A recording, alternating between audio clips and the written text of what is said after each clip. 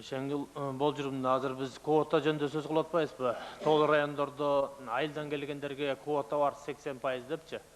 Өзүңүз билесиз, ушу Бишкектин тегерегинде 47 конуш бар да, 300 миң киши жашайт. Булар да айылдан да начар жашайт да керек болсо.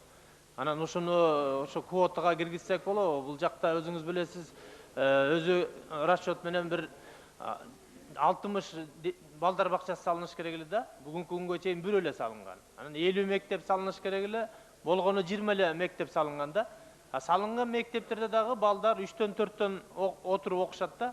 Анан китеп жетпейт, өзүңүздөр билесиздер. Мугалимдер жетпейт. Условиясы аябай начар деген да. Ошондон улам ошо квотага ошо жаңы конуштарды дагы кошуп койсоңуз кандай болот дейм да. Аны комиссия чечиш керек. Анткени бул мамлекеттин өкмөттүн постановлениясы болгон.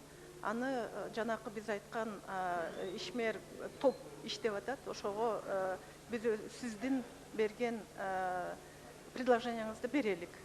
Ал жакта шаар менен жаңы конушту салыштырып болбойт ба? Өкө асман менен жердей айырмасы. Жок, биз